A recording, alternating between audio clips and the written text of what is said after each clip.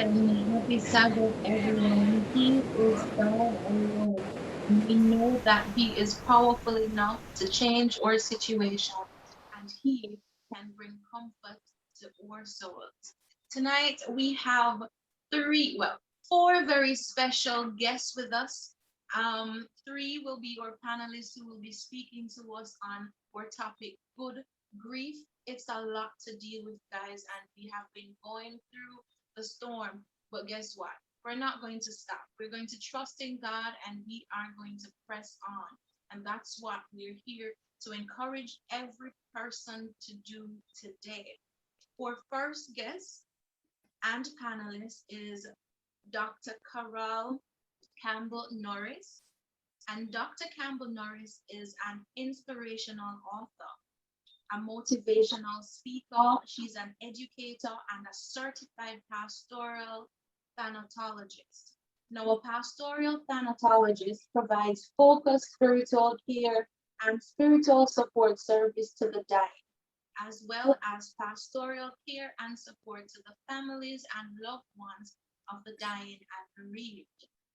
Throughout the years, Dr. Campbell-Norris has worked in the capacity of bereavement counselor and chaplain in hospice and hospitals. She has been a chaplain and specialist grief counselor at Advent Health Celebration Hospital for over 6 years.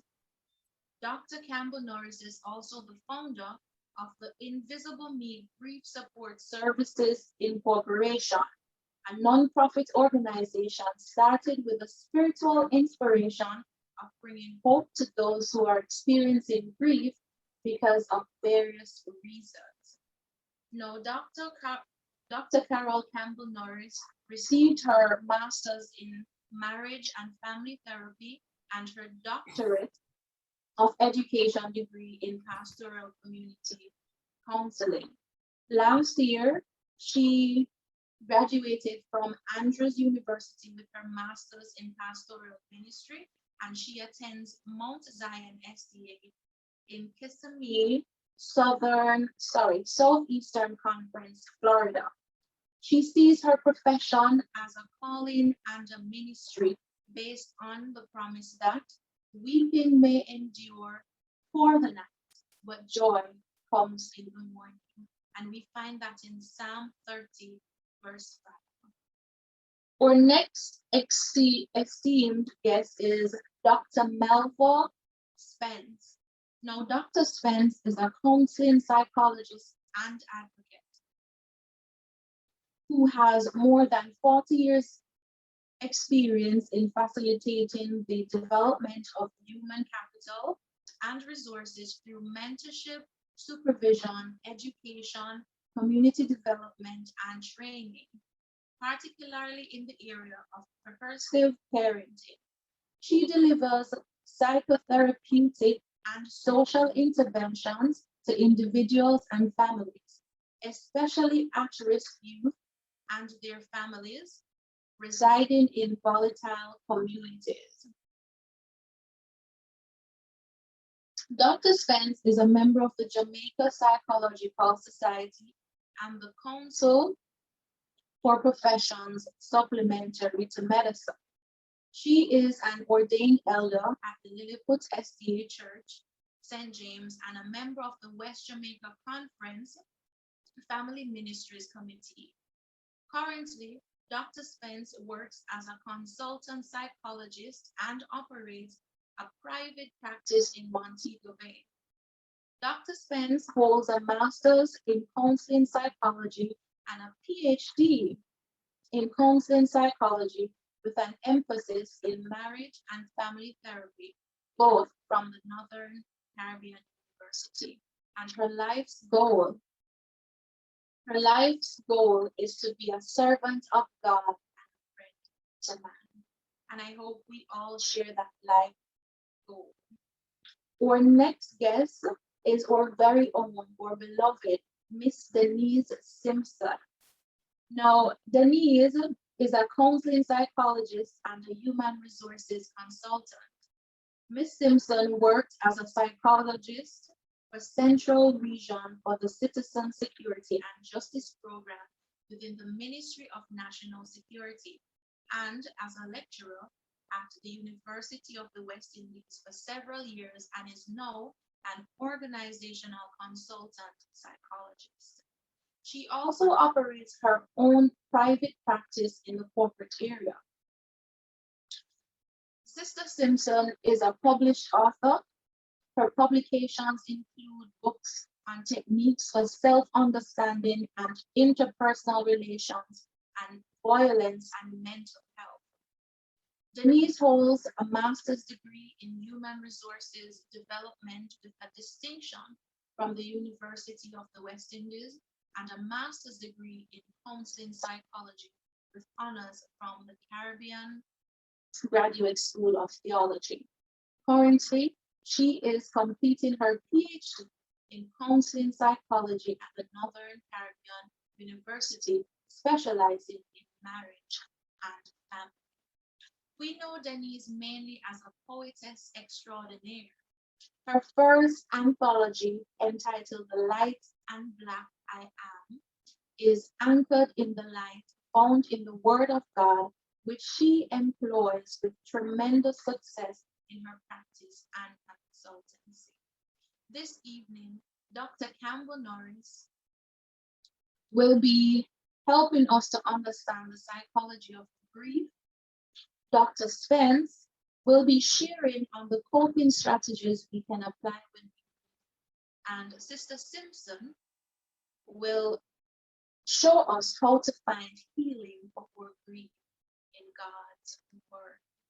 And finally, we have another very special guest, which is our music minister for tonight, Sister Vennica Nicholson, who joins us from the Woodford SDA Church. And if you know anything about Venice, she also has a very powerful testimony as well as a powerful voice.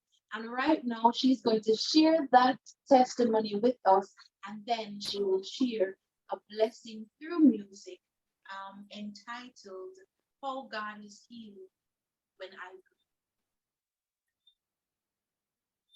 Grieve. Thank you so much.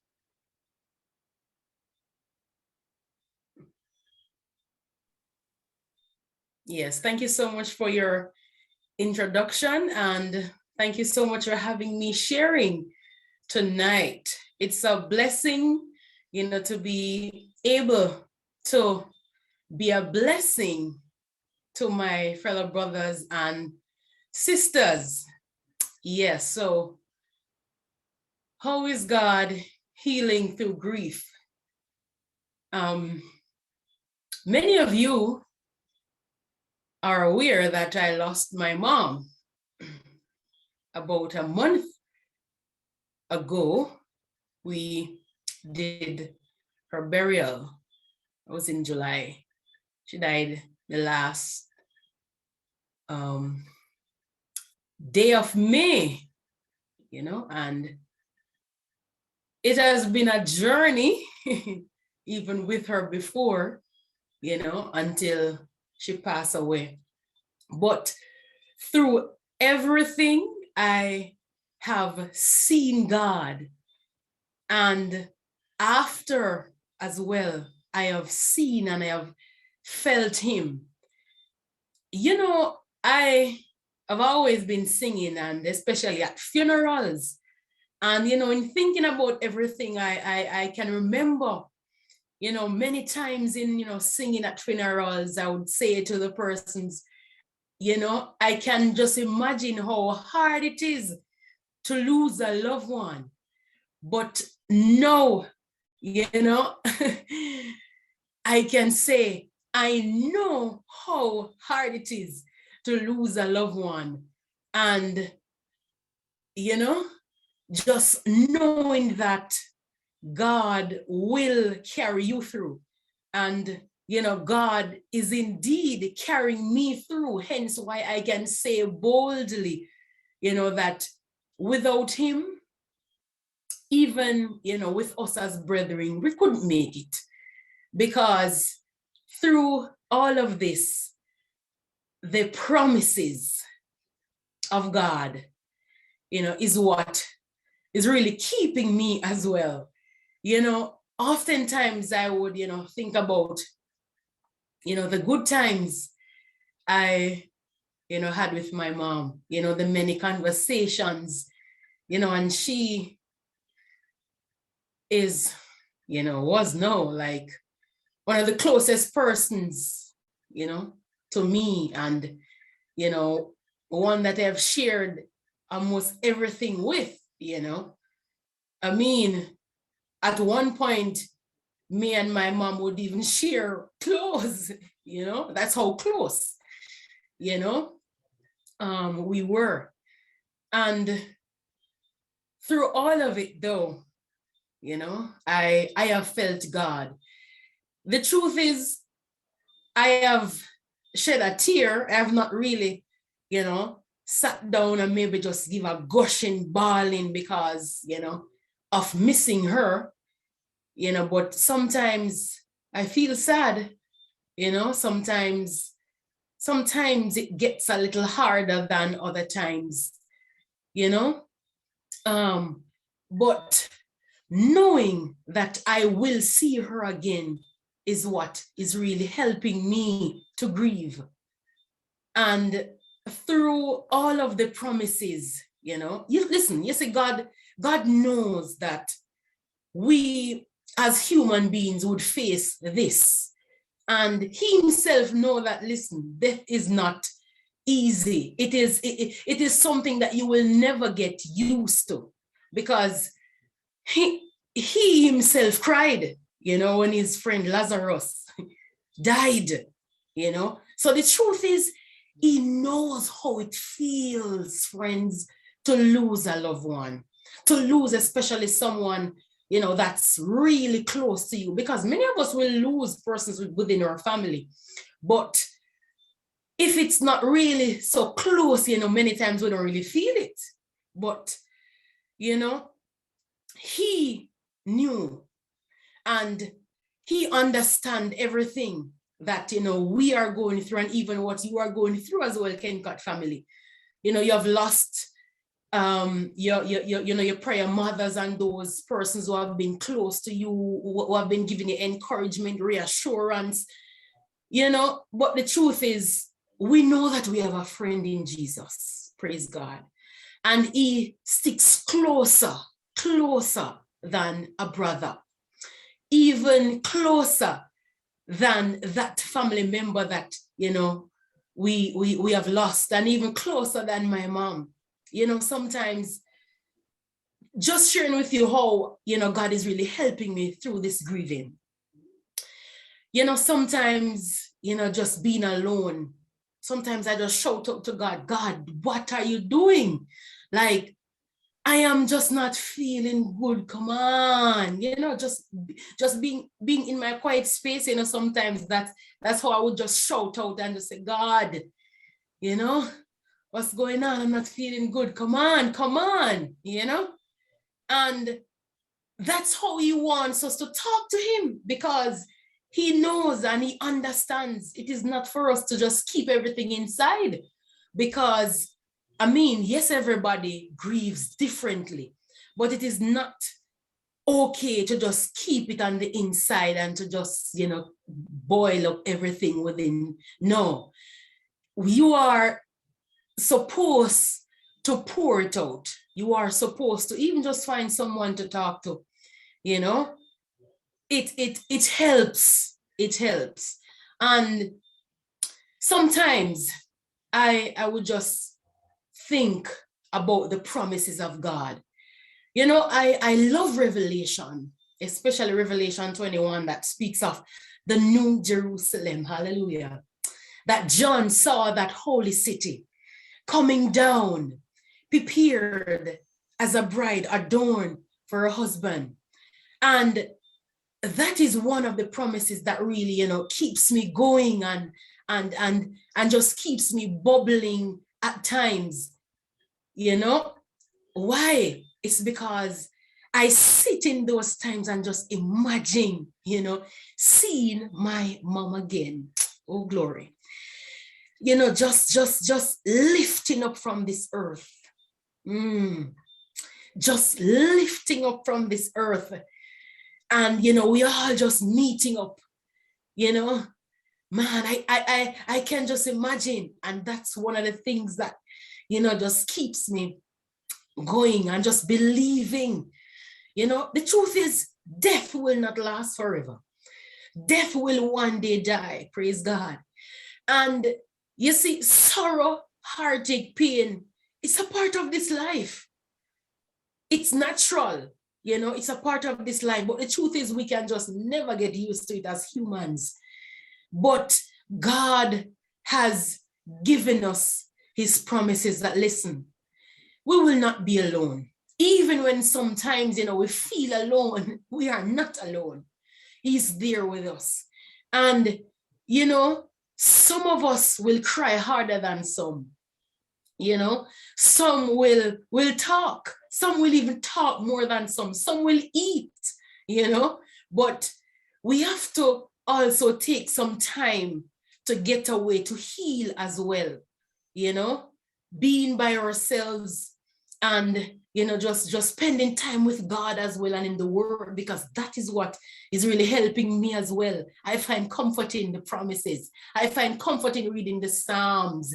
I find comfort, oh, praise God, in singing, praise God. And most of the time, that's what, do it for me, just singing and just meditating on the fact that, everything, all the suffering, all the heartache, all the pain in this life, praise God, will one day pass away, will one day come to an end. And the truth is, God knows that, we won't be able, to bear all of this continually. So the truth is, he has made preparation for us, for this one day to end. So my friends, be encouraged, that, all of this, death and grief and pain and heartache will one day pass away. And remember that you are not in it alone. And sometimes I have to sit and remind myself as well that, listen, Ven, it is okay. And you're not in it alone. I have persons as well, that message me as well, because that's important in grieving as well. Knowing that you are not alone, and knowing that you are not alone, and also feeling, friends, feeling that you're not alone, because it's important that, those who are around us, call and, reassure and empower and encourage, because that's how we make it too, because we are a family. It's a package, right? So, I just want to say, to all of us who are hurting and all of us who are grieving, we are not alone. And God is here with us. He has promised us to send the Holy Spirit to be our comfort. Praise God. And, at times, when I'm feeling low within my spirit, I can feel, God just reassuring me that, then listen, you can do it. Come on, man, come on, empower yourself. And, sometimes I will get messages from, from friends that, saying that, your mom would want you to be, positive. Your mom would want you, to sing a song and cheer yourself as well, to cheer up, So I have felt God. I have felt, his presence. And the truth is, in all of this, just allow God to be your comfort. Allow him to be your guide. You are not alone. And, this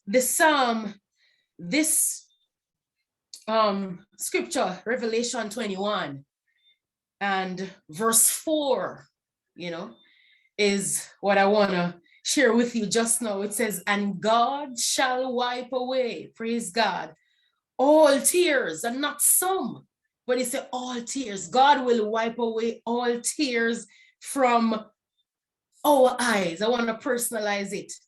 God will wipe away all tears from our eyes.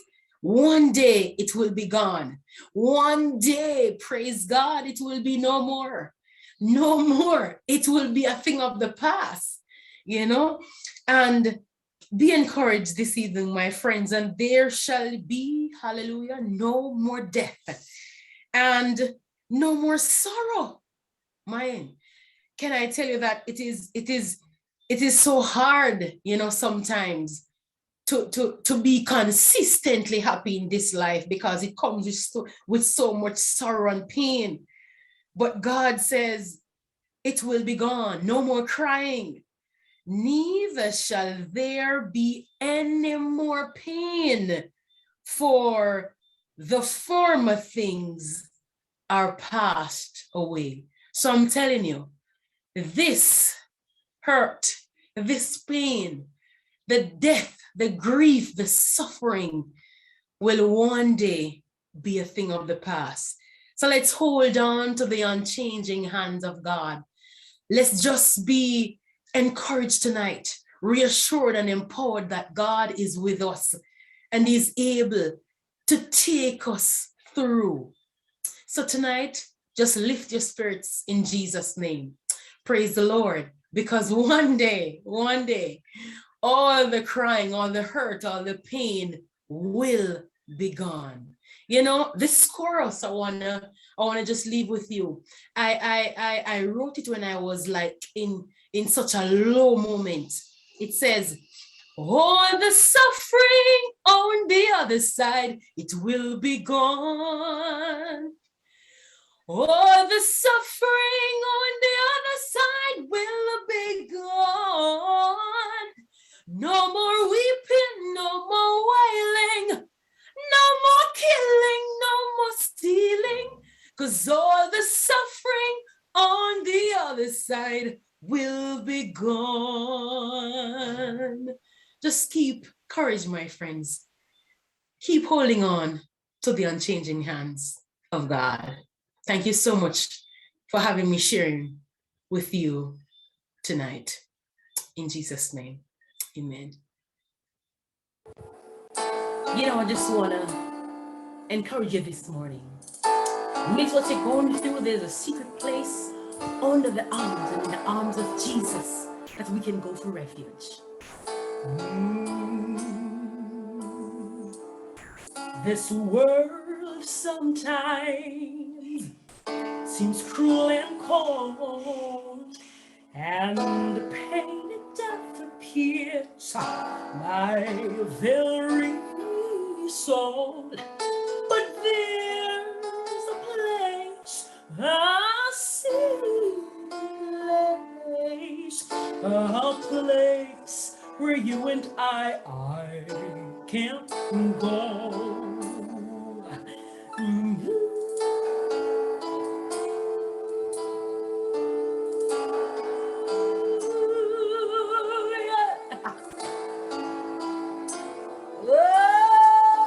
Place of peace, where love abides, where justice reigns, and love resides. There is a place, a secret place, a place where you and I can't go. For you shall hide me in your, yes God, your tabernacle from the rain and the storm, and even when my enemies they pursue me, you will keep me safe from harm. When my eyes, yes, is filled with pain, God, no peace in stillness, I'll find again, but I know there is a place, a secret place, my God, a place where you and I can go, for you shall hide me in your tabernacle. It's from the rain and the storm, and even when my enemies, God, they come on, pursue me, you said you'll keep me safe from harm.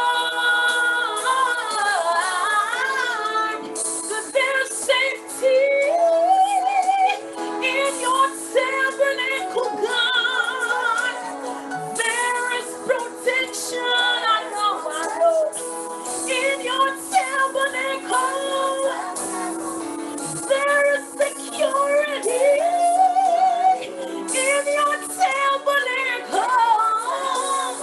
There is sanctuary. There is sanctuary in your tabernacle, God. Lord, take me in your tabernacle, to your tabernacle, where there is protection, there is safety. I can go, Lord. There is sanctuary, safety, so you're in your arms of rest. I can go, you can go, you can go. Just hide me, hide me, hide me in your tabernacle, God. I can go, we can go. We have a place of safety when we are uneasy. Yes, sir. When we are not sure, when we are burdened down, when we are fearful, we can go in the arms where there's rest, where there's peace, where there is rescue. Oh, there is a place. There is a place. There is a place where we can go. Yes. Be encouraged this morning. Be assured that God sees and He knows, and He's with you. Praise God. Amen. Amen. Hallelujah.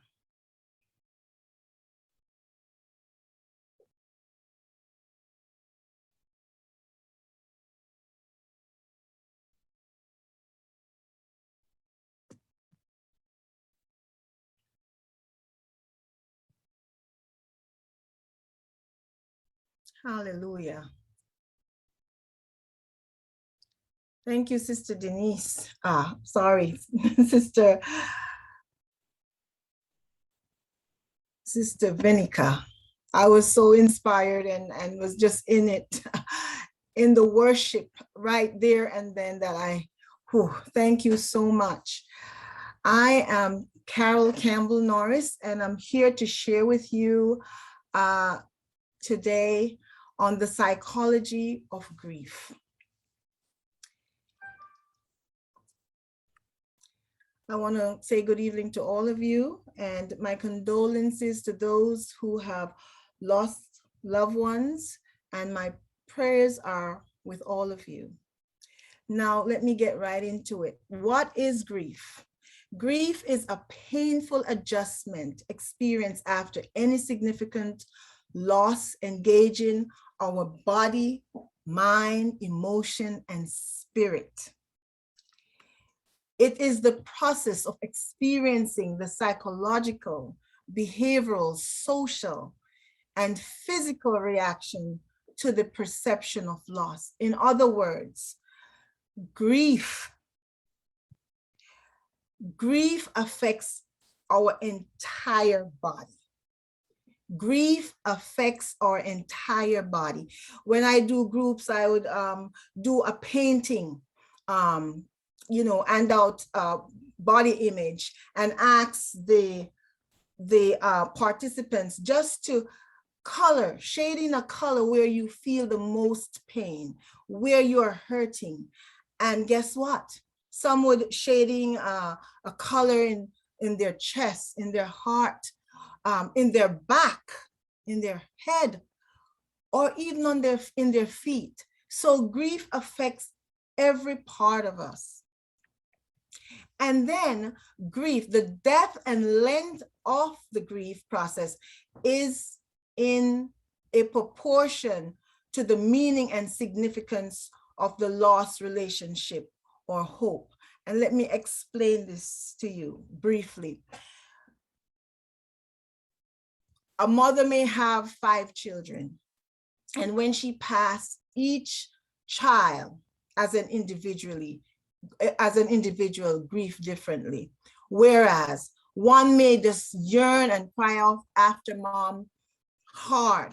Another will say, I know mom is safe.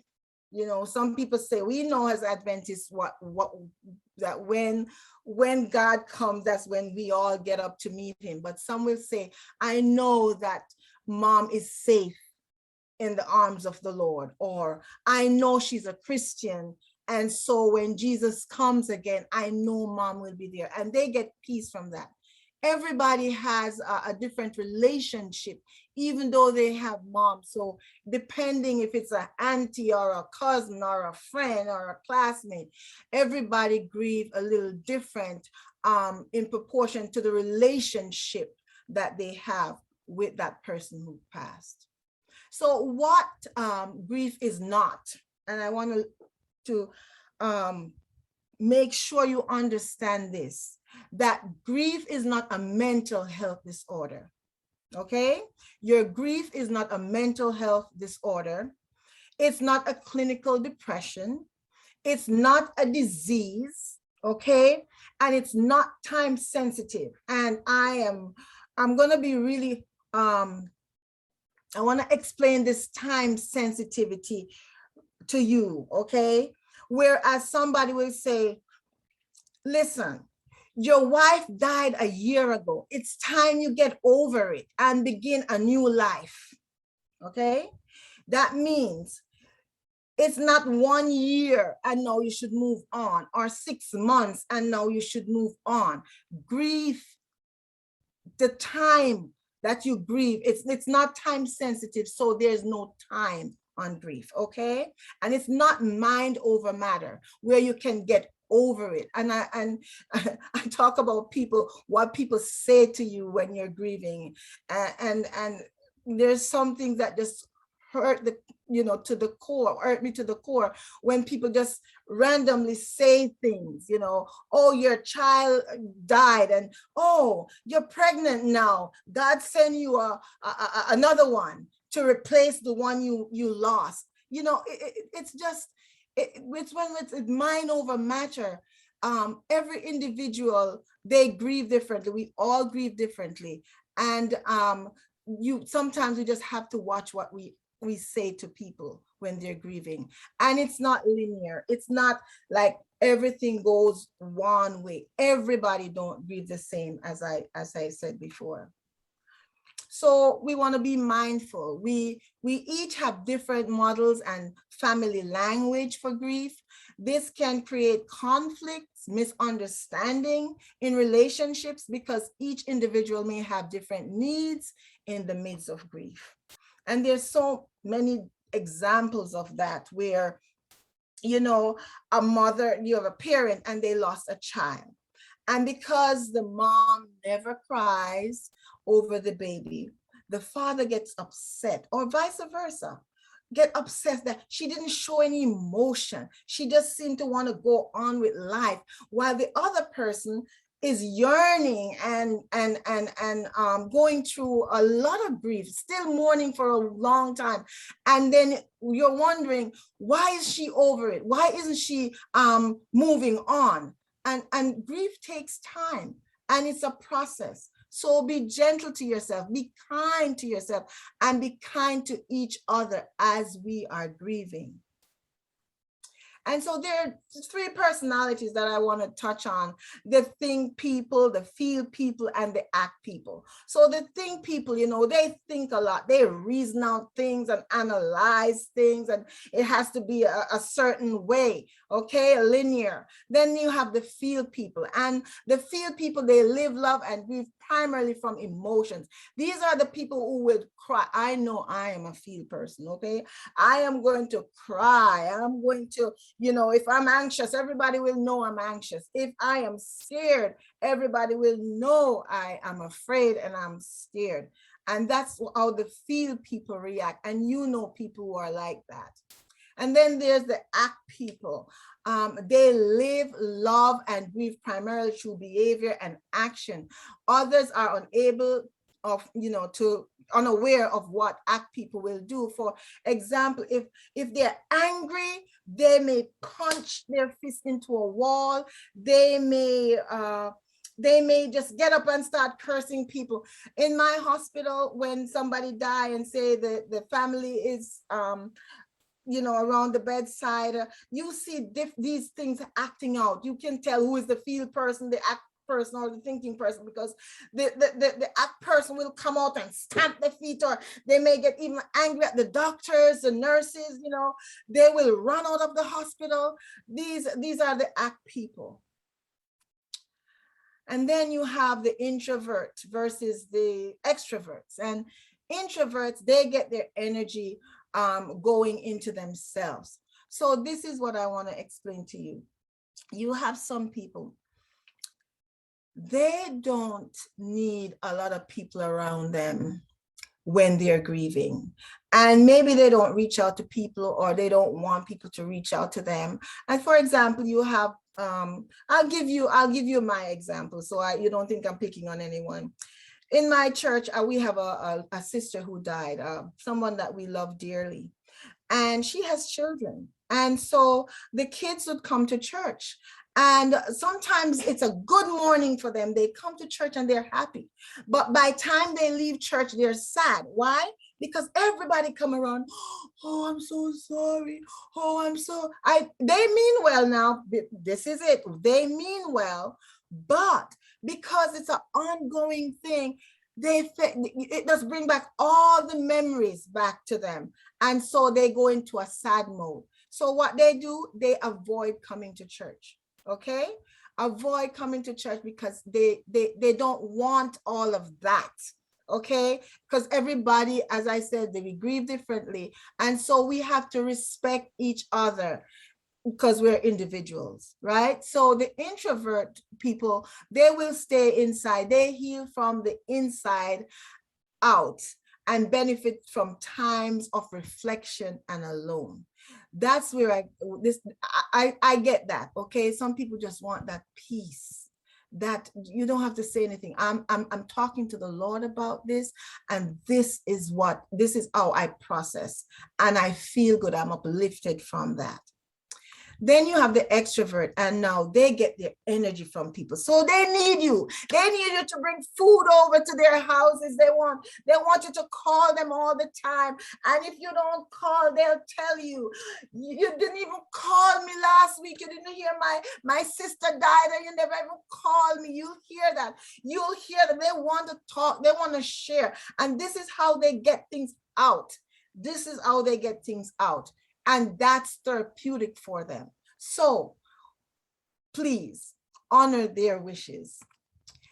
And so I want to also say that grief is complicated.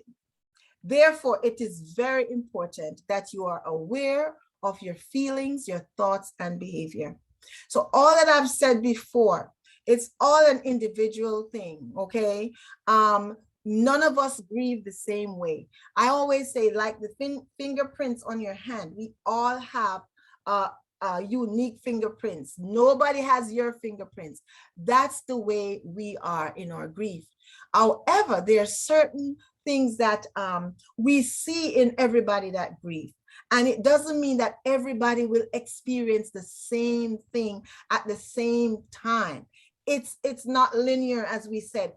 It's all over the place. For example, I might be experience fear or anxiety when my mom died, or my brother or my sister or whatever, that whoever you've lost. But in respect to that, the other person who have lost a mom or a dad the same way I have lost a mom and a dad, it doesn't mean that we're going to grieve the same. Okay, it doesn't mean that our experience are going to be the same. So grief is complicated.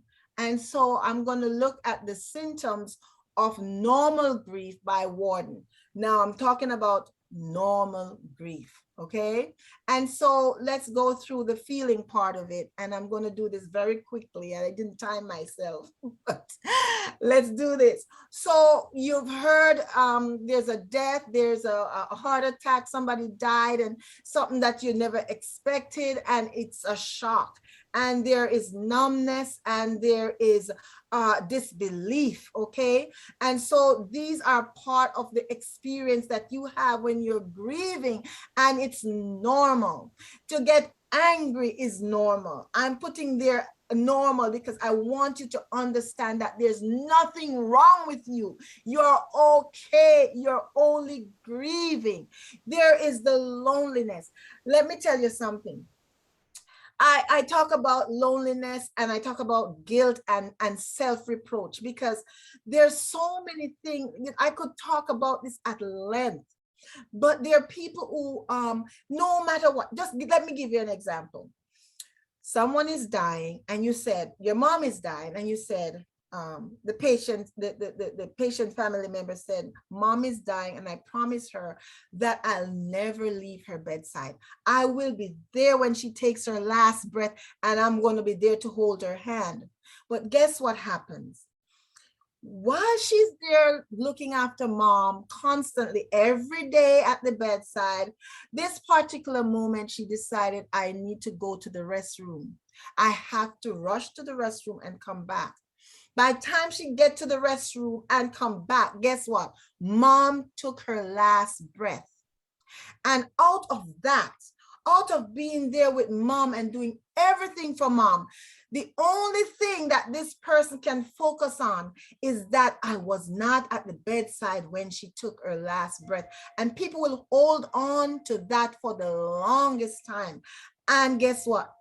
Is it good? Is it bad? It's something that you have to process and work through. There's the sadness, the yearning, the anxiety and fear. There's fear. Listen, there's some people, some family member who's maybe the dad is the breadwinner. They're the ones who bring in, work the job, bring the ICE paycheck, pay the rent, and now dad is gone. Give me a break. You know how hard that is when your breadwinner is gone? Your breadwinner is gone. Not only is a dad, but he's a provider. And what are we going to do now? Of course, there is fear. Of course, there's anger. There's anger at God. There's anger at your loved one. There's anger at the doctors. There's so much anger to go around when people are grieving. And guess what? It's because you're hurting while you're angry. While you're angry, I'm hurting. I am at a loss right now because I don't have my loved one with me. And those are normal feelings. Can you imagine? They are normal feelings. And what about the thought process, cognitive process, where the disbelief, confusion, inability to concentrate, you just can't remember where things are. I mean, you couldn't remember before, but it's even worse now because sometimes you're going somewhere and you have to stop in the middle because what was I going to do again? Or you're just thinking of your loved one over and over and over, and you just can't get that person out of your mind. You even dream your loved ones. And some people, when they don't get a dream, they're like, there's 4 of us in the family. One of us got a dream. And what happened to us? Why didn't I get a dream? Mama don't love me because she didn't dream me. We're Jamaicans. We still have those little things in our head that she should have dreamed me because I thought I was the one that she loved most. Those things, I mean, it's a part of the process. Okay. And then a sense of going crazy. And that's why I'm telling you over and over and over again, if you don't hear anything from me, it is normal. It is normal to feel like this. You just won't ever know what's going on. I was grieving. My grandma died years ago, and I went into an office for an interview, okay? And while I was there and the ladies asking me all these questions, I don't know what happened, but drops of tears just in my lap on the desk. I'm like, what's going on with me? In processing, thank God it was a grief job I was looking. She would understood and we processed it together. I was grieving my grandmother. I'd missed her. And something she had said triggered me and I start crying. And I'm like, it's years that she had passed, but still that happened to me. And so here's the physical sensation where you have tightness in the chest. Now, although these things are normal, here I'm going to say, if you have tightness in your chest and your heart palpitates faster than usual, you need to go to the doctor just to check out to see if everything is okay. All right, go check it out. You know, it's normal, but to be sure on the safe side, go and check your doctor. Make sure you're doing okay. Some people are breathless. They feel weak. Their lack of energy, a dry mouth. They have diarrhea. And some men, even and women, they just lost their sexual desires.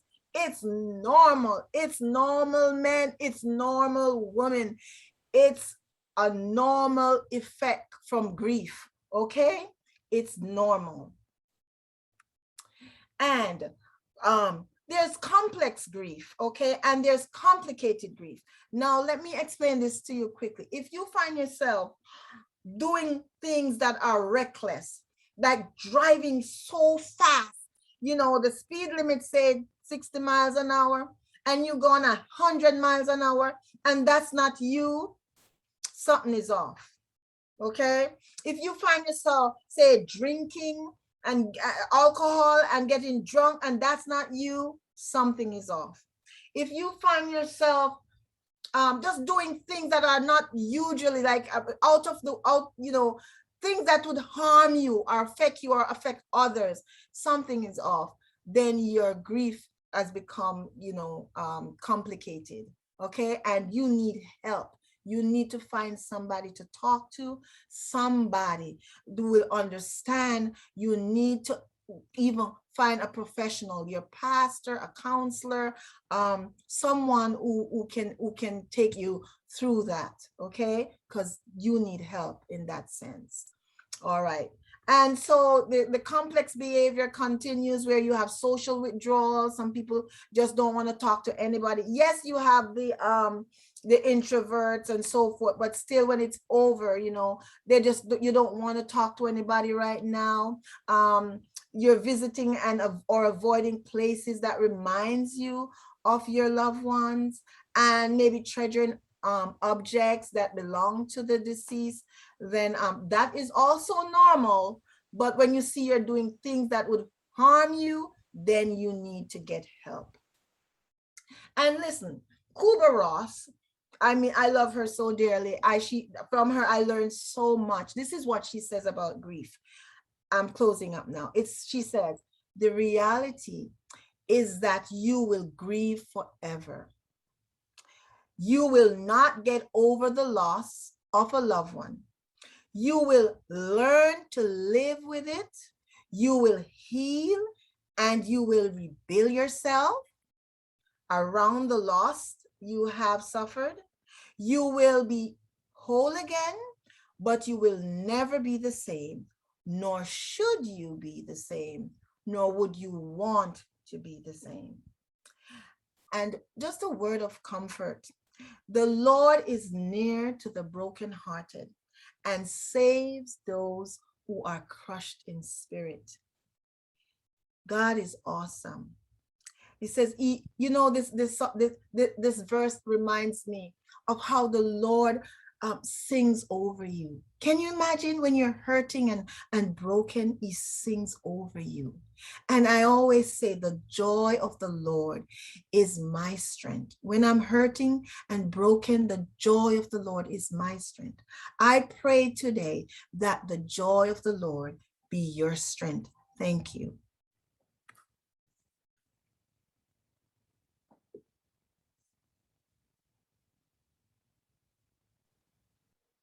Amen. Amen. Thank you for that, Mrs. Campbell-Norris. Okay. So I'm going to be sharing my testimony on how God has brought healing, has brought me through since the passing of my mom. All right. So I'm just here thinking, where exactly should I start?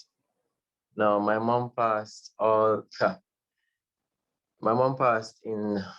Sunday, December 16, 2018 at 8:46 p.m.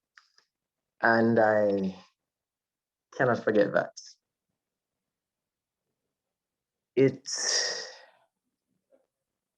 To say that I was devastated when my mom passed is an understatement.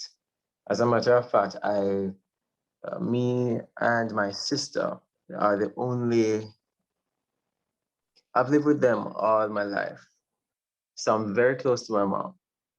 And she was a main breadwinner in our family. At that time, I was right in the middle of doing my degree. I wasn't really working at the time. So it was really a bad time, so to speak. You know, I was just listening to the presentation just now, and I was just saying, wow, you know, there's so many things that I could actually relate to. You know, the anger, the loneliness, the numbness. And I think I'm an introvert. And as a matter of fact, when I found out that my mother died, I lost all feeling, you know. I was just out of it. In my mind, I just could not understand, why is it that a world existed without her in my life? Like I never saw the day when you know, when I'll be here alive and my mom isn't there to see, you know, when I get married and when I have my own children and all of that. I never saw a life or a time when that would ever be, you know. But all right, enough of explaining that part of it. I want to get to the part where God has been bringing me through, because I can tell you, it really shook my faith. Because when I found out that my mom was sick, I was saying to myself, boy, I I I I needed to pray about this. I needed to talk to God about this, because He can't allow this to happen. I know that I'm not a consistent person when it comes to certain things. So, you know, I said to myself, you know what, I'm going to make a prayer list. And ever since my mom got sick, I prayed every single day. I made sure to make a list and I prayed every single day. Lord, touch my mother from the crown of her head to the sole of her feet and remove every cancer cell. And I prayed that prayer every single day when I found out that she got sick. I've never prayed so much for something in my life. As a matter of fact, I prayed so much, and I believed with all my heart that God would have healed her and she would have recovered and she would be here with me right now. As a matter of fact, when I saw her in the hospital and everything happening, I never believed that she would actually pass. When she actually passed, I was actually surprised, because in my mind, God was going to heal her. So, sorry about the background noise. But, you know, And even when I saw certain signs, I just in my mind, I was saying God was going to heal her. This was not going to happen. Right? No, no, when she passed, you can understand. To be honest with you, I didn't want to go to church anymore. I just wanted everything to stop. Like, what is this? How is this even possible? That's how I was thinking about it. Right? How is this even possible to happen? At this time, I'm in the middle of school. There's so much I need to learn from her. There's so much more I need to give back to her. She has sacrificed so much.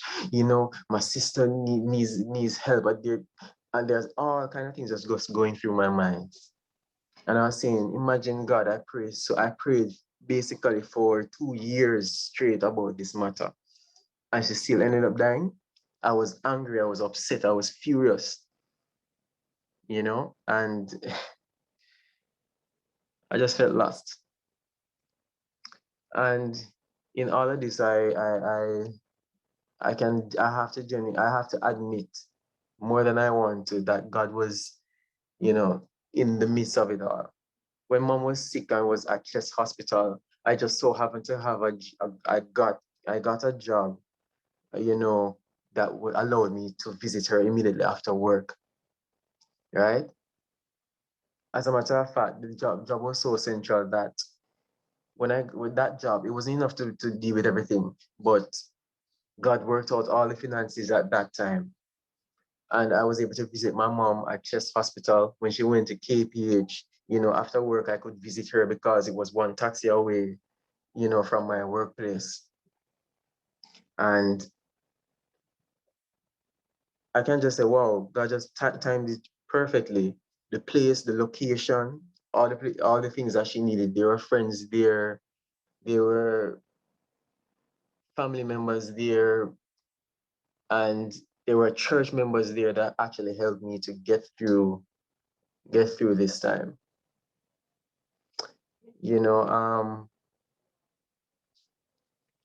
I just want to take the time out to highlight one thing that literally kept me in all of this. There are three persons, Adrian Bailey, Teresa Hanley, and Erica Martin. I don't think they know just how significant it is, but they always send out some little encouraging thoughts and some scripture, some little readings that had some scripture text in it or some encouraging word. And I'm an introvert, so I don't really like talking to people about what is happening to me. I'll talk to you about what's happening to you and I'll encourage you, but to sit down and explain to you that, hey, this is what I'm feeling, and I'm not into that. As a matter of fact, if I do that, I go off into depression because I'm saying, but and it hurt, it feels worse or harder to deal with knowing that I had to admit to somebody that I was hurting. I don't know what that is, but that's how it is. No, these little readings that I got on a daily basis, they were so potent because, they always telling me that God is there with us through everything and he will guide, he will bless. And then there are examples in my life where I see God working on things. I got a job just at the right time. I was able to visit my mom in the hospital. And even after she passed, he provided in certain financial way for me to continue going to school without taking student loan. As a matter of fact, he provided a job right next to school, and the job even allowed me to go to school while a full-time job that allowed me to go to school and was in the field that I was studying at the same time. And the amount I was being paid was enough for me to pay for school and to live at the place that I was at the same time, plus to help to help out with my nephew and my sister. And it's like this big orchestration of things coming together, and God saying, here I am, here I am, here I am. I'm still here. I'm still God. There's chaos, bad things happening in this life, but I'm still here. And I felt it was a weird feeling because I could see God working, but I was still upset because in my mind I didn't get what I want. I wanted my mom here. I just wanted my mom here. But at the same time, I saw God working in so many ways that I had no choice but to give him thanks. Because I can tell you, even at the job that I got, in the middle of school. I'm studying IT. You know, the job that I got is in IT in the area that I'm studying. And, you know, oh boy, when I went for the interview, I did not know it was a church brother or sister who told me about that interview. Brother David Wallen, thank you so much, sir, and Tashiba. Those two lovely young people, you know, I give God thanks for them because they supported me so much, and brought me through so much that I don't know how to even properly say thank you to them, because if God didn't put them where in my life at the time that He did, I don't know how I would have made it. But I went for the interview, and this was an interview that I did not even know about the job that was being offered. And look at how God worked. They were looking for somebody who had customer service experience. I had 4 to 5 years of that. They wanted somebody who had some kind of clinical background. I had and certifications, and the call center that I worked at the time was had to do with clinical stuff and insurance, and that was something else that they also wanted the person to have some amount of experience in. They wanted someone with billing and with billing experience. The account I work on was gave me experience in that. They wanted somebody with an IT background. That's exactly what I was studying in school. And I was like, and I was like, whoa, this is perfect. I was exactly who they were looking for at the time that they wanted that person to work for them. And I'm saying God provided that job at that time. There are so many things that happen, and I just have to give God thanks for that. Even though it was rough, I realized I see that He provided through it all. And that is how God provided healing for me. He let me know that He was still there for and with me no matter what. And you know, I have to realize that this world is not our final home. This is not it. So when we see these bad things happening, yes, they must come to pass. Sin must come and do its work and pass, right? Because this is not it. This is not the be all and end all. And I needed to learn that, because I was saying I wanted to get this and I wanted to get that and I want to build a family here. Yes, those things are good to get while you're here, but here is not our final home. This is not it. This cannot be it, right? And that's what it taught me, with everything that happened. That's what it taught me. You understand? You understand me? And I wish I could find back some of the readings, because it was via WhatsApp, and I was actually trying to search for some of the readings, because some of the readings that I got were exactly what I needed to hear when I heard them. But I just wanted to leave a couple of texts with you just to encourage you. You know, God says, well, in Isaiah 43, verse 2, we all know it. It says, when thou passest through the waters, I will be with thee, and through the rivers thou they shall not overflow thee. When thou walkest through fire, thou shalt not be burned, neither shall the flame kindle upon thee. And in Hebrews 4, verse 15, it says, for we have not an high priest which cannot be touched with the feelings of our infirmities. And in Philippians 4, verses 6 and 7, it says, be careful for nothing, but in everything, by prayer and supplication with thanksgiving, let your requests be known unto God. And the peace of God, which passeth all understanding, shall keep your hearts and minds through Christ Jesus. And I can indeed confess and admit that God has indeed given me peace that I really can't understand, because I just gave up. My mind was out of it. But He brought people into my life. He brought things into my life. He showed me that He was still there and He still cared. And that brought me peace. And I just have to give Him all the praise and all the glory, because I know that right now where I am, I could not be here without God. If it was not for God, I would not exist. I hope this is an encouragement to all and a blessing. Thank you.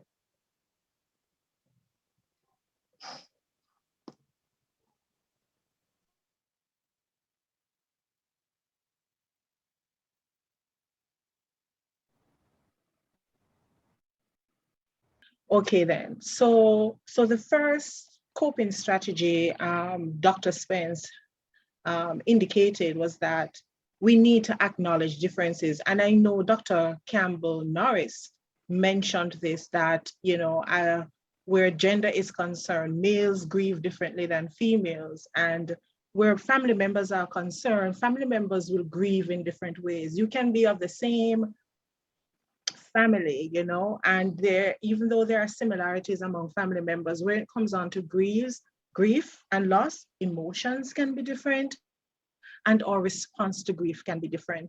And what family members need to understand is to acknowledge the differences without judging each other. Acknowledge that, as was mentioned earlier, and I think Andre beautifully shared his own experience, that he was the introvert. He wants to stay by himself. He wants to reflect. But then there's the extrovert, as Dr. Campbell-Norris mentioned, that will want to have persons around them, have persons greet them. When it comes on to grief and loss, age makes a big difference. Young persons will experience grief different from older persons. Time frame was also mentioned. Some persons grieve and can move through the process of grief in what we will call a relatively short space of time, whereas other persons may take a longer time. But time sensitivity, as mentioned before, is also important for us to remember.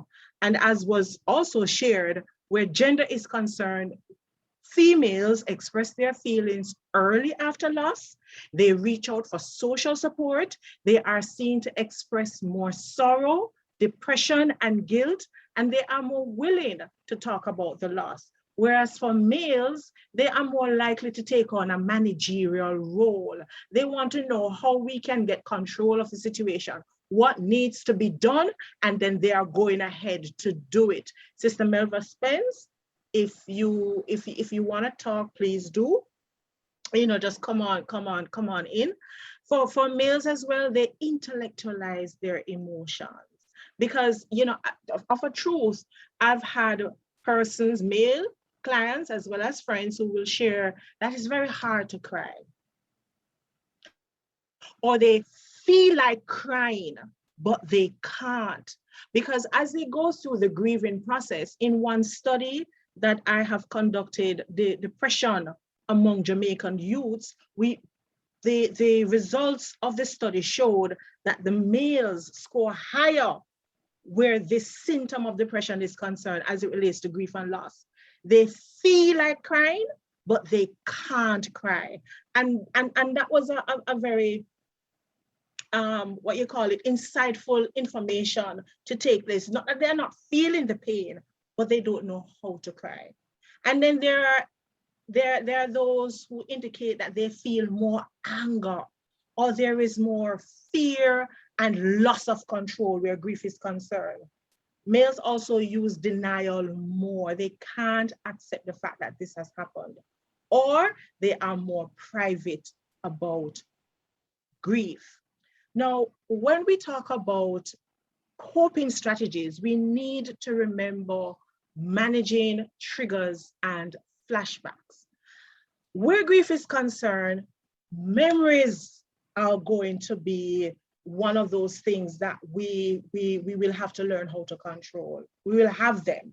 Our first guest speaker, Vennica, I think, yes, she mentioned the memories of her mom. Andre also mentioned the memories of her mom, and memories can come by the smell of something. You step inside a room and you smell a particular fragrance that the person used to wear, or the meal that they used to prepare. You know, you see a particular meal, or you may have a picture. Triggers for me, my mom died May 7th this year, 2021. It was a Friday evening, and funny enough, I was doing a presentation for the Stadium Gardens Seventh-day Adventist Church on mental health. You know, God has a sense of humor, you know. And right after that presentation, I had to rush my mom to the hospital. And they tried, but the Lord put her to sleep that night. And I was numb. I came home and I felt like I was like a zombie. And I knew I was driving from the hospital back to my house, but my eyes were burning me. And as I go through the grieving, we are now in August. This is like 4 months later. I am in the supermarket and I'm picking up items for my house. And someone is in front of me, brothers and sisters. And they put for the cashier to cash diapers, adult diapers. And immediately the tears came into my eyes just last week. So that memory of me going to the supermarket consistently to purchase something for her triggered a memory. I would be in my house doing my devotional exercise, and I'm turning the pages of the book, reading the devotional, and I will see like an envelope fall out. On that envelope, I see my mother's handwriting, and I see her where she wrote my name, and she listed some stuff that she said that she was going to get for me. Again, the tears came, the memory, and what I did, I said, you know what, Lord, thank you that you gave me a mother who was loving and kind to me and to a lot of us. So I turned that memory into a positive one so that the pain doesn't become overwhelming. And so this is where, in terms of managing flashbacks, the pain can be very, very hard to deal with. It can be overwhelming, but we need to be able to label the pain, to be able to tell what exactly is that thought that you're thinking. When we say label the pain, if there is anger, you know it is anger. Anger is different from feeling lonely. It is different from feeling frustrated. It is different from feeling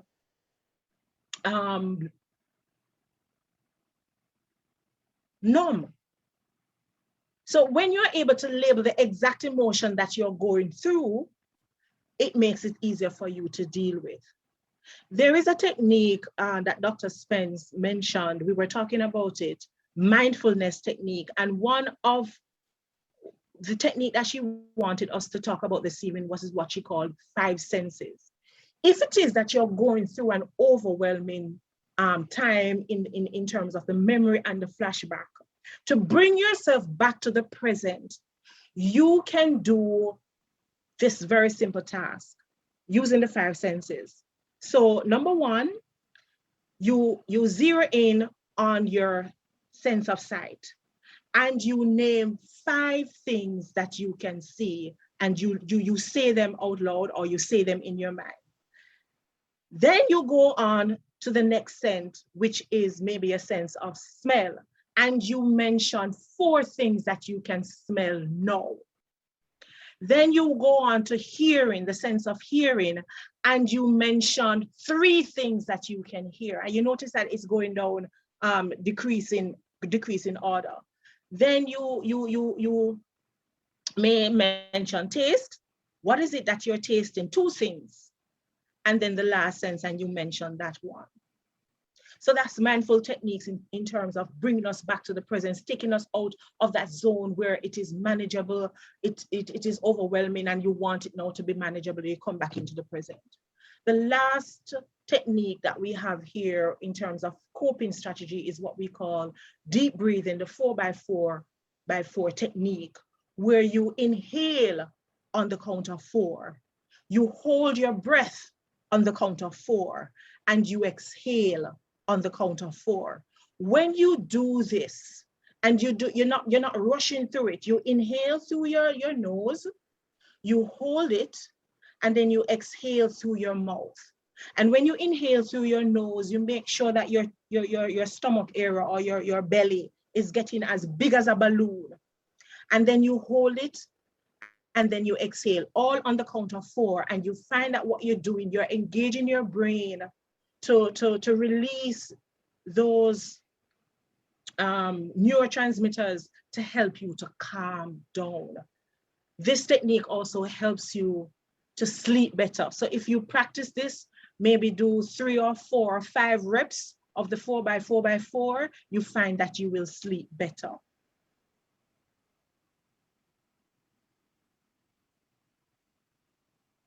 And last but not least, here is another coping strategy that is called kind sight.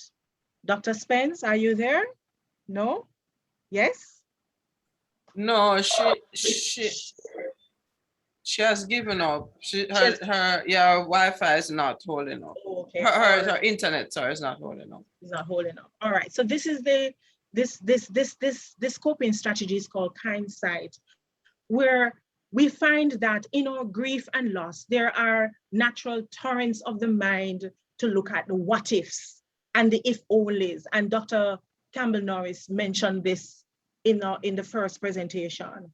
So these trigger emotions such as guilt and anger. You look back at the situation, and here it is that you are feeling guilty. She was sick. Couldn't I have done something different? Couldn't I have done something better? You may feel angry at yourself for not being able to do it. And so what we need to be mindful here in a coping strategy is to be kind to ourselves and allow ourselves to grieve and say, yes, this is normal. It is okay for me to go through this process because this is normal. It is okay for me to get angry because this is normal. And show compassion towards yourself.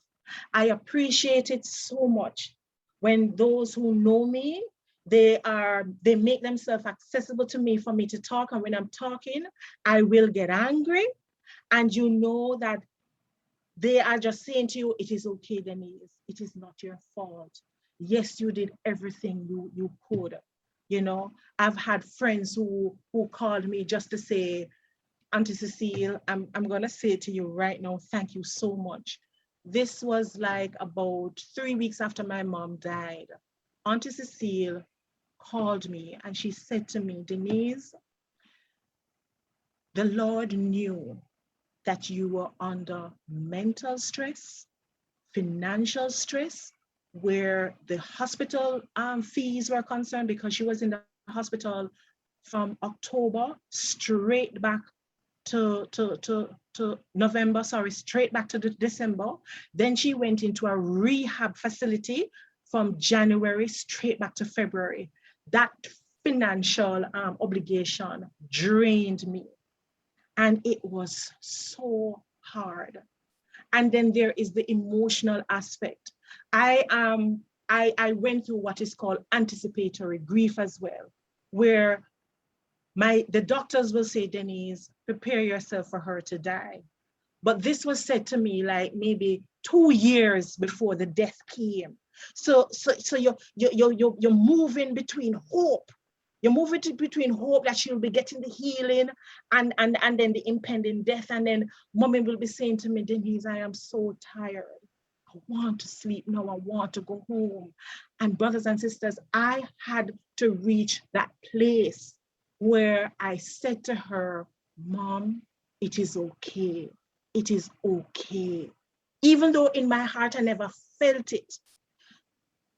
All through the journey of her illness, when she got the first stroke in 2017, there were tears. There were many, many, many, many tears with the anticipatory grief. And then when she finally died, that set of tears also was shed. And I had to show compassion to myself. I had to understand too, or be reminded by my friends that this is normal. And so the Lord, He knows best. And He knew what I could carry. And He prepared me to reach that place where I could let her go. And I have to give Him thanks for that. So we focus on actions. that we did to help the loved one. We focus on actions that we took in order to help them to have that quality of care before they passed on. And then we don't focus on those things that we were not able to do. The last set of coping strategies, we want to look at self-care.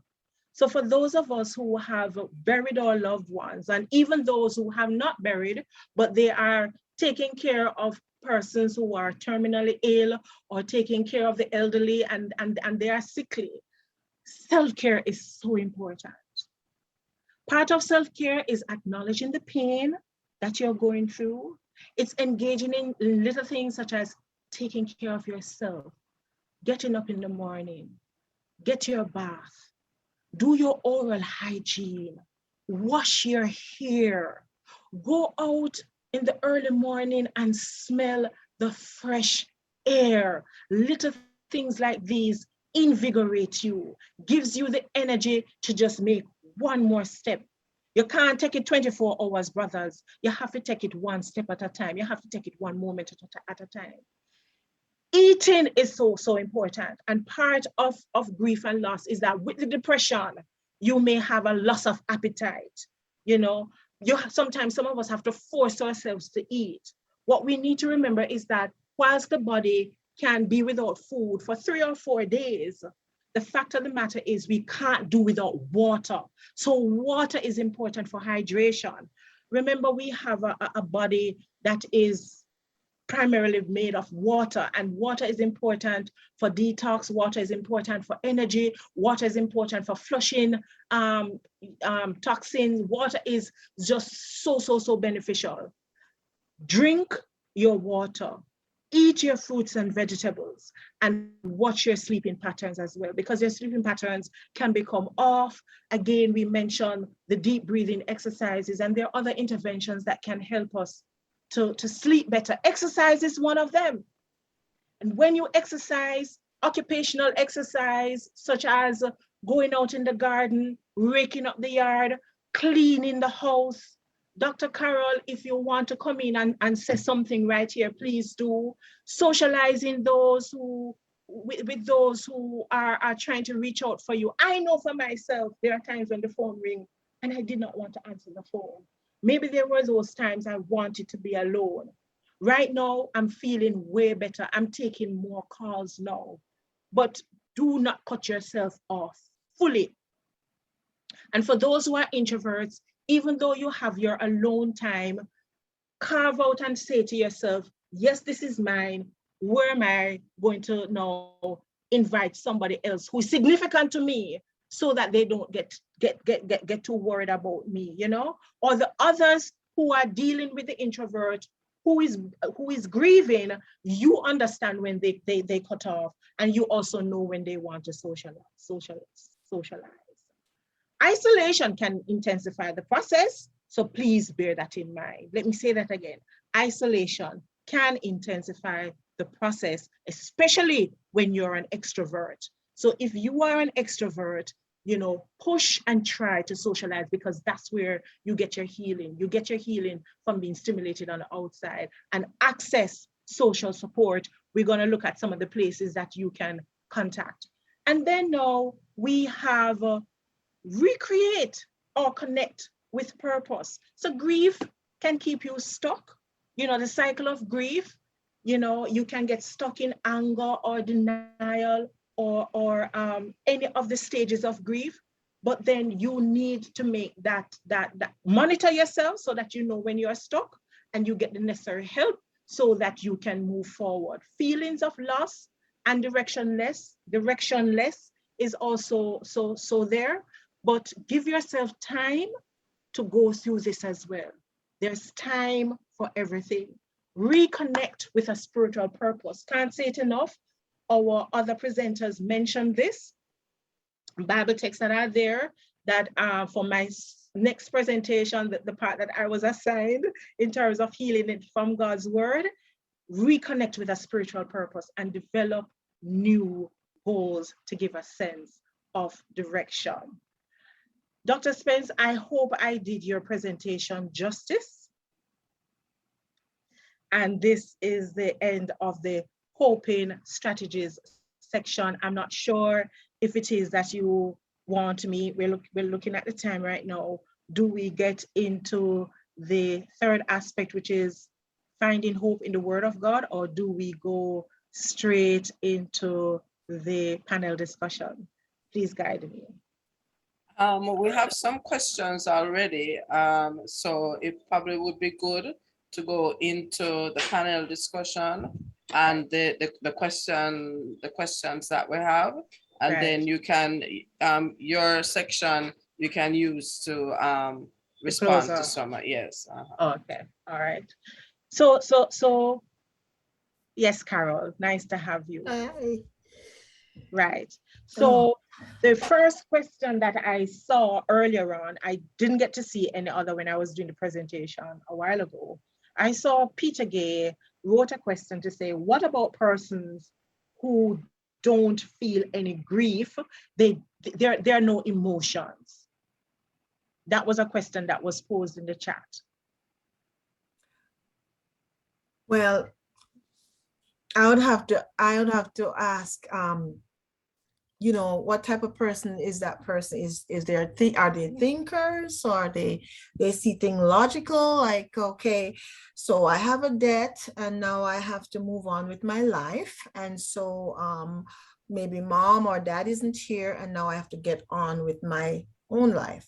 So some people process it that way, you know, they tend to rationalize things, and maybe they don't feel at that time. But let me tell you something that could happen even with that.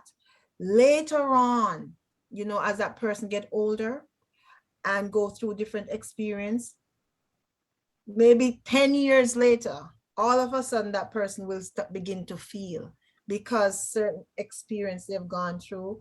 And right now, right here, 10 years later, you're grieving. And I see a lot of people, especially in the hospital, they come in for something totally different. There's not a death or anything, but they're in the hospital and it triggered something.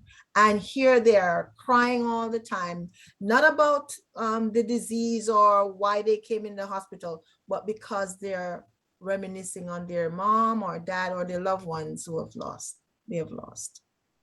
Right, thank you for that. And also just to add to your point, there are some of us who feel the numbness. Mm-hmm. So that numbness would be that the lack, it seems as if there's no emotion, there's no feeling going on. Give yourself time. Give yourself time. Any other questions from the chat? Can you share? There's someone saying, you know, they keep getting triggers. So Mm-hmm. how do you handle triggers that keep happening over and over?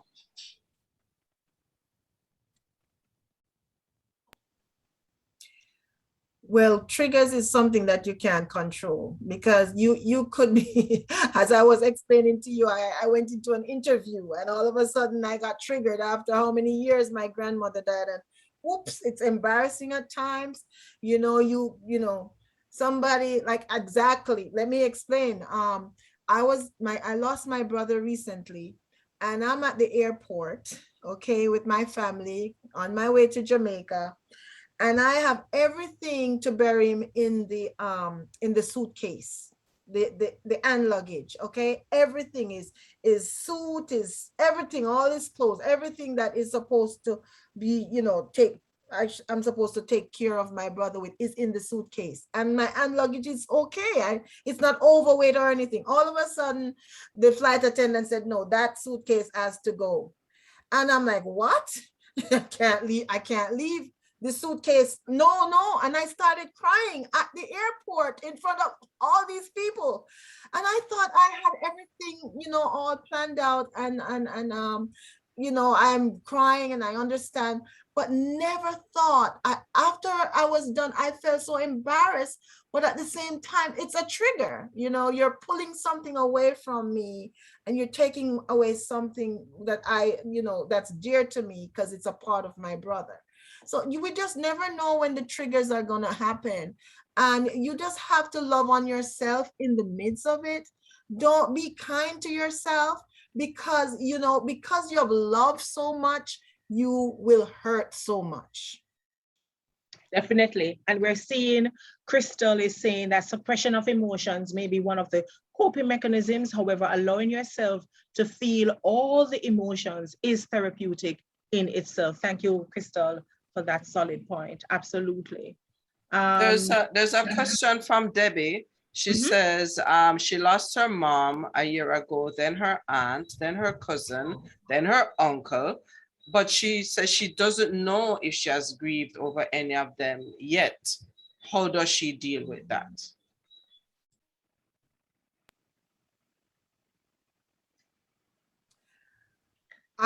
That's could be a suppression as well. And eventually, you know, because time, I mean, time is the biggest thing when it comes to grief.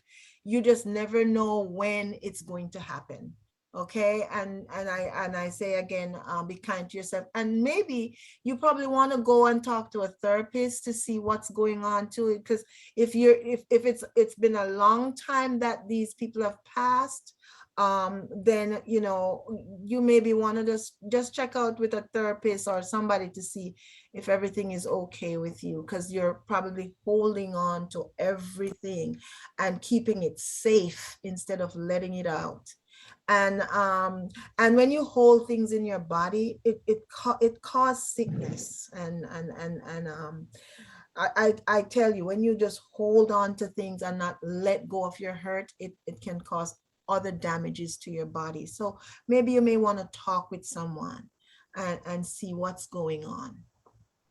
There is no, I was just gonna say, and then there are some resources that you're going, and resource persons that you're going to share with us for people who might need.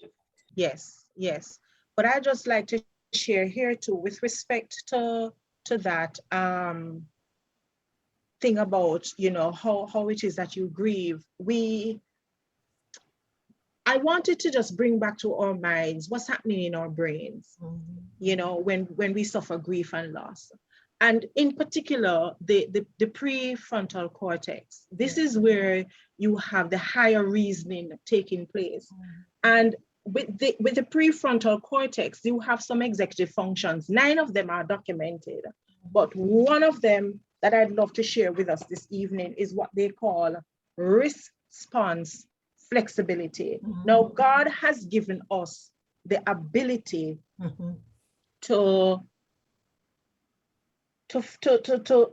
pause before an action. So we see something, we are conscious of what is before us, but we pause and think, which thought I should have about this, and what behavior should I take place right here? That's response flexibility, sorry. Then you have emotional regulation, which is also in the prefrontal cortex, where we have the ability to feel fear, sadness, and anger in our grief, but we are given the capacity to balance the emotions. Yes. Guys, if you are not sleeping properly, if you are not eating, if you are not exercising, if you are not getting fresh air, you are not allowing your brain to function properly where these executive functions are concerned. So sometimes the suppression and the numbness, sometimes, I'm not saying this is in your case, but it is possible that how you are treating your body, you're not giving yourself enough room for your thought processes to come to grips with what is happening. Yes. And this is very, very vital. When you go to a counselor, they are going to give you interventions and exercises for you to take a look at what you are feeling. I can tell you right here and right now that there are clients who will sit before me and they are not ready. They are not ready. I will ask a question, and before they could answer, the tears start and they just start crying. Yes. Because in that question, there was a trigger. One friend of mine shared with me that she buried her mom years ago. Years ago. She went to the doctor and he asked one question, and that question reminded her of her mom and the wailing that took place. It was surprising for her, Yes. you know. So we really don't understand really some of the things that are really happening on the inside of us. We have to be mindful. That's why we have to treat ourselves properly. We have to eat right. We have to exercise. We have to do all of those things that were mentioned earlier in terms of coping strategies, because if we don't, we self-sabotaging. Any questions? And let me look for in the meantime, I am going to look for the information for persons to, where they can get Resources. resources. Yes. All right. We're gonna, it's coming up to 9 o'clock, and so it's getting a little late. We have one question. We're talking about loss, we're talking about grief. Somebody's asking, what if the person hasn't died, but they have migrated, and you experience the same emotions as if the person has died? Right. So grief and loss is not just about death. It is the loss of a relationship. We recall Joseph, who was sold into slavery. And for those of us who are studying the Sabbath School lesson review, a beautiful reminder from Patriarchs and Prophets was given in terms of Joseph, you know, on his journey from his home, bound as a slave, betrayed by his brothers, treated so cruelly. That was trauma for Joseph. He experienced grief and loss in those moments, seeing the tents of his father, not showing what is going to happen to him. Am I going to die in slavery? And Sister White says that for a time, Joseph gave himself up to uncontrolled grief and terror.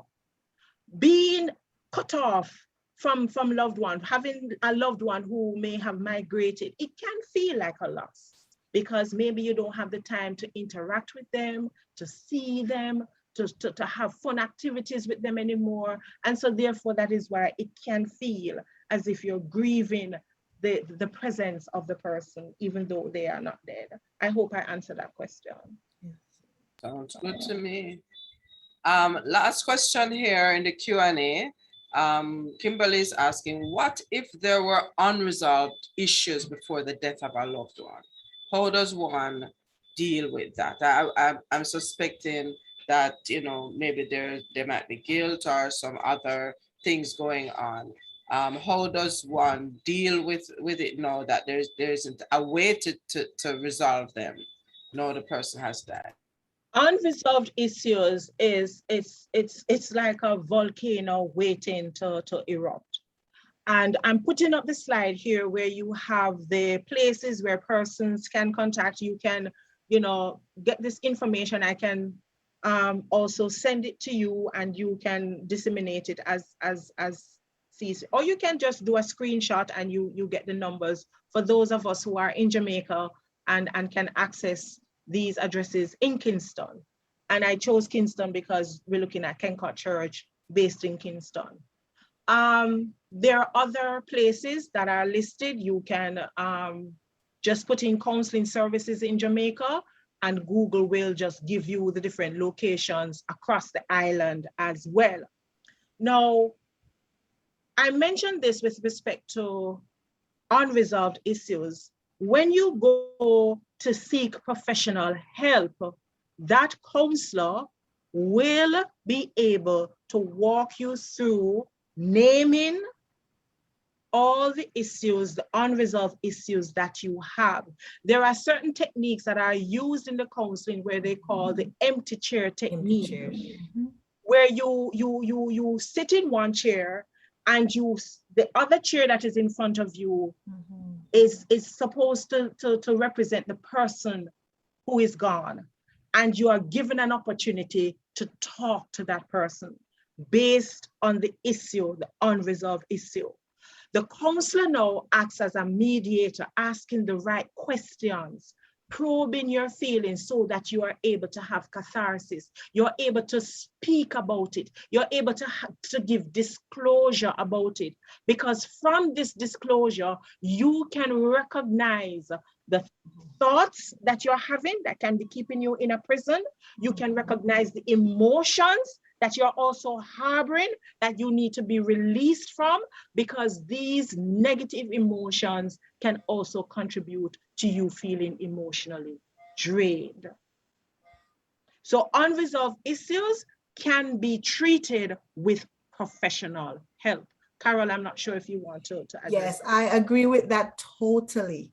And I wanted to add something else, which I've experienced a lot in my groups about unresolved issues. Now, we know as Christians and Adventists that when the person died, the person is in that grave, it's the bones, okay? But I have some of my my clients go to the graveside and just talk, just let it out. And then, you know, say, I forgive you, I forgive you, I forgive you. Forgiveness is beautiful. You know, when you forgive somebody, you're not only forgiving that person, but you're letting yourself free. And I have seen, I give you an example. I had a gentleman, he was 79 years old, and his wife died, and he was in the group with us.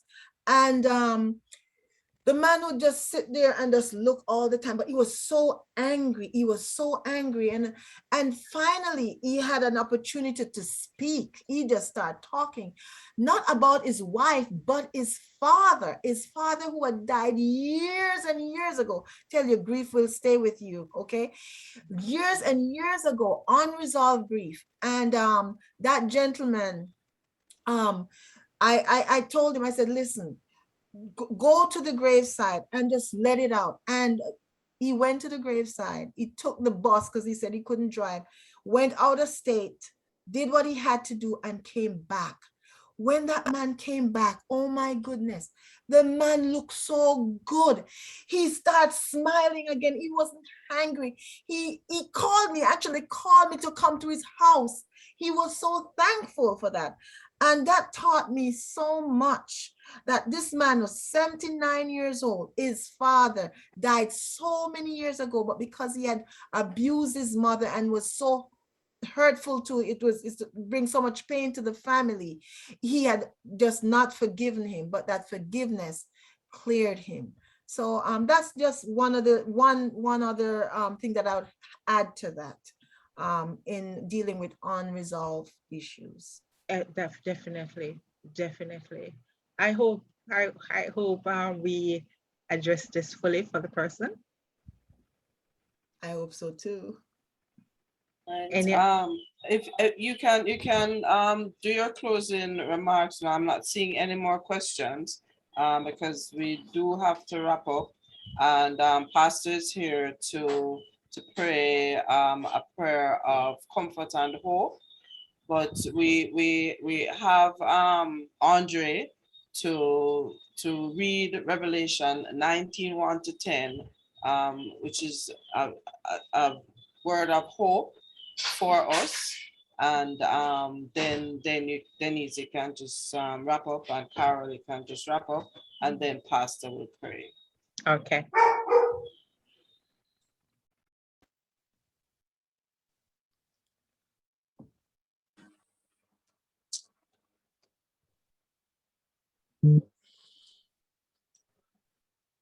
Revelation 19 verses 1-10. And after these things, I heard a great voice of many people in heaven saying, Alleluia, salvation and glory and honor and power to the Lord our God. For true and righteous are his judgments. For he has judged the great whore, which did corrupt the earth with her fornication, and has avenged the blood of his servants at her hand. And again they said, Alleluia. And her smoke rose up forever and ever. And the 24 elders and the 4 beasts fell down and worshipped God that sat on the throne, saying, Amen, Alleluia. And a voice came out of the throne saying, Praise our God, all you his servants, and you that fear him, both small and great. And I heard, as it were, the voice of a great multitude, and as the voice of many waters, and as the voice of mighty thunderings, saying, Alleluia, for the Lord God omnipotent reigns. Let us be glad and rejoice, and give honor to him, for the marriage of the Lamb is come, and his wife has made herself ready. And to her was granted that she should be arrayed in fine linen, clean and white, for the fine linen is the righteousness of saints. And he says to me, Write, blessed are they which are called to the marriage supper of the Lamb. And he says to me, These are the true sayings of God. And I fell at his feet to worship him. And he said to me, See you do it not. I am your fellow servant, and of your brethren that have the testimony of Jesus. Worship God, for the testimony of Jesus is the spirit of prophecy. Our friend, our comforter, the one who can be touched with the feelings of our infirmities. We thank you for the invitation that you have extended to us to come to you, all who are labor and are heavy laden, and you will give us rest. We thank you that you have invited us to take your yoke upon us and learn of you. We are grateful, Lord, that you have given us the invitation that we can come and reason together, even in times of grief and sadness, when the heart is broken. We thank you that you are a prayer hearing and a prayer answering God. And so this evening we come with the full assurance that before we call, you will answer, and even while we are yet speaking, you will hear us. We thank you, Lord, that you have promised that you will never leave us comfortless, and that you are God who understands our groaning, our cries, our tears. We thank you that you're able to help us even in these days that we are facing. As a members, Lord, of Kencot Church, we are grieving the loss of our brothers and sisters who have passed, even, Lord, in recent times. Many on this platform tonight, Lord, have in one way or another been touched with what's happening. And Lord, sometimes we wonder and we question ourselves as to why. But help us to understand that in your own divine providence, whatever you do is always best. And so even as a church, as we grieve and as we mourn, especially the youth of the church, then being the focus tonight, I ask that you will help us and help them, give them coping grace. And even, Lord, as the presenters this evening shared ways and means by which we can cope, help us, God, to digest that which has been shared and to apply them. We are looking for the day when there will be no more death, no more tears, no more sorrow, no more pain, because you have promised that the former things will pass away. We will long for that day when death will not separate us anymore. We long for that day when death will die, when we will have peace and joy.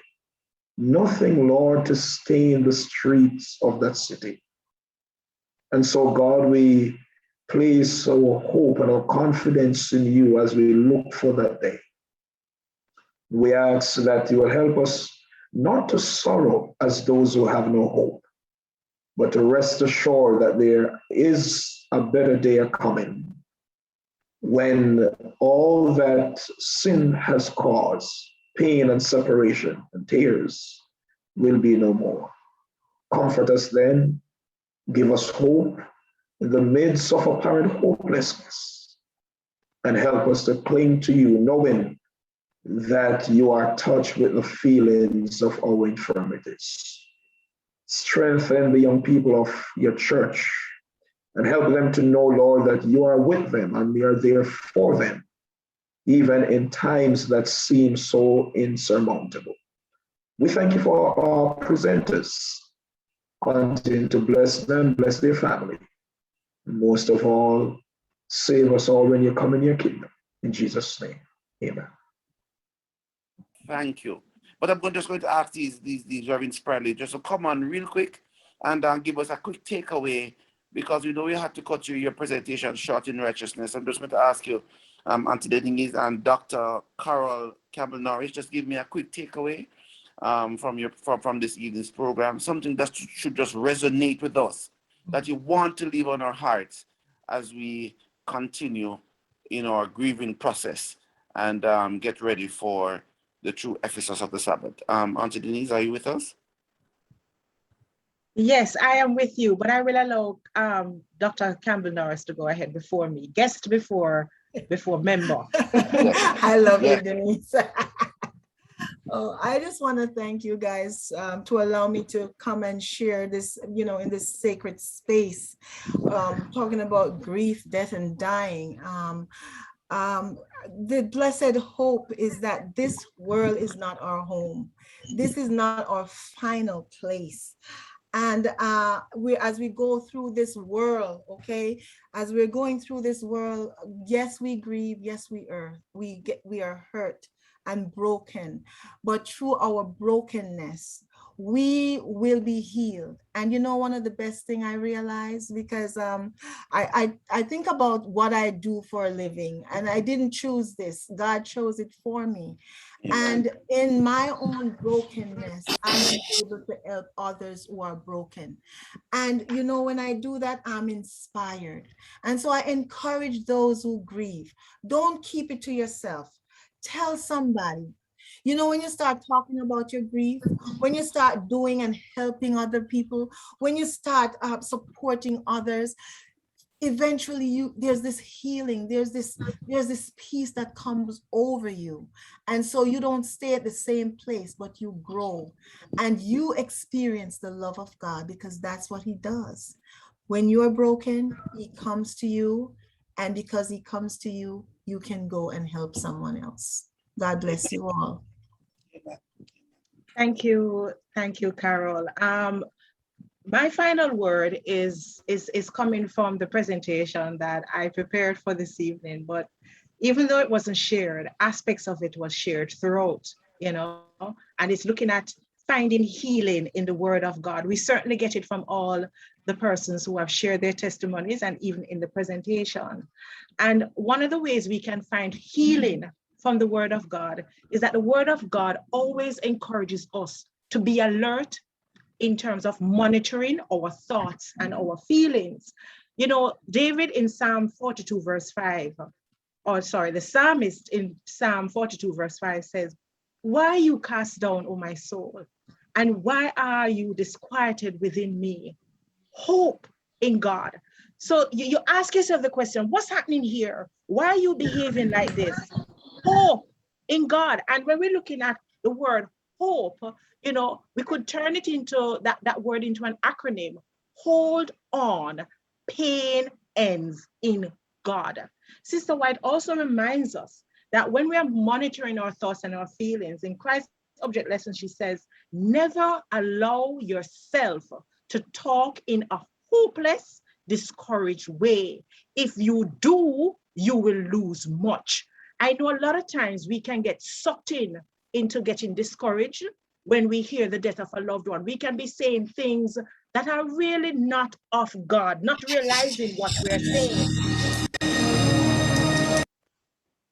But But the very words that are coming out of our mouths go back into our own ears. So we have to be very, very careful of the things that we say. Again, the psalm says, let the words of our mouth and the meditation of our hearts be acceptable in your sight.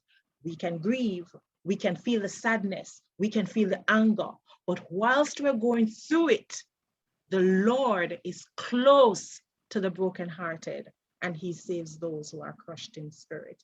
We can receive healing.